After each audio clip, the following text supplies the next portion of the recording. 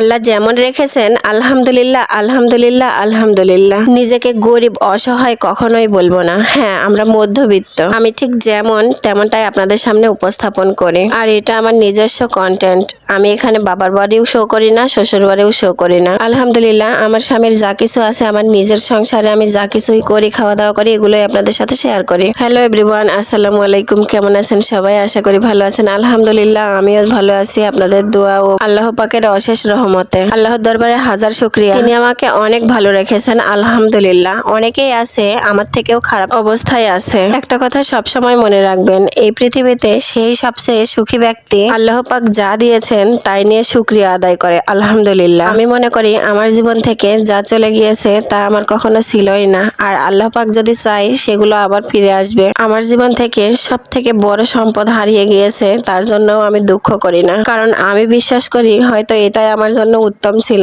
এই জন্যই আল্লাহ পাক সেটা আমার কাছ থেকে কেড়ে নিয়েছে। তবে একটা কথা বলতে পারি, আজ আমি যেমন অনলাইনে আসার আগে আমি তেমন ছিলাম না, একটুও মানুষ চিনতাম না। ওই যে বলে না, মানুষকে এবং পৃথিবীকে চিনতে আঘাত তোমাকে পেতেই হবে, সেটা ছোট হোক বা বড়। যাই হোক, আল্লাহ পাকের দরবারে আমার একটাই চাওয়া, আমার স্বামীকে যেন সবসময় সুস্থ সবল রাখেন। কারণ একটা মেয়ের বিয়ের পরে স্বামী সব, হাজার থাকুক শ্বশুর বাড়ির, হাজার থাকুক বাবার বাড়ির, কারোর কোনো কিছু থেকেও লাভ নেই। একটা বিবাহিত মেয়ে জানে তার জীবনে স্বামী কতটা মূল্যবান ব্যক্তি। এই পৃথিবীতে যার স্বামী নেই সেই জানে দুনিয়াটা কতটা কঠিন। আলহামদুলিল্লাহ আমার স্বামী আমাদের যেগুলো প্রয়োজন সেগুলো নিজের সাধ্য মতো দেওয়ার চেষ্টা করে, আর নিজেকে নিয়ে গর্ব করছে না। তবে আমার চাহিদা খুবই সীমিত, যতটুকু আছে ততটুকু নিয়েই আমি খুশি থাকতে বেশি ভালোবাসি। আমার সকল বিবাহিত বোনেদের উদ্দেশ্যে বলবো, তোমার জীবনযাপন যেমন সবসময় তার থেকে নিচের দিকে তাকাও, কখনোই তোমার থেকে উপরের দিকে তাকাবে না, তাহলেই দেখবে জীবন সুন্দর। আর যেমনই পরিস্থিতি হোক সবসময় শুকরিয়া আদায় করবে সব পরিস্থিতিতে আলহামদুলিল্লাহ। যার জীবনে যত চাহিদা কম তার জীবন ততই সুন্দর। জীবনে অনেক কিছু পেয়েছে, আবার অনেক কিছু হারিয়েছি, তারপরেও আল্লাহর উপরে বিশ্বাস রেখে হাসি মুখে জীবন পার করছি আলহামদুলিল্লাহ। যাই হোক, আজকে অনেক ভারী ভারী কথা বলে ফেলেছি। কারণ যদি আমার কথাগুলো জ্ঞান মনে হয় তাহলে আমাকে নিজ গুণে ক্ষমা করে দিবেন। নিজের জীবনের অভিজ্ঞতা থেকে অনেক কিছুই বলে ফেললাম। প্রতিটা মানুষের জীবনে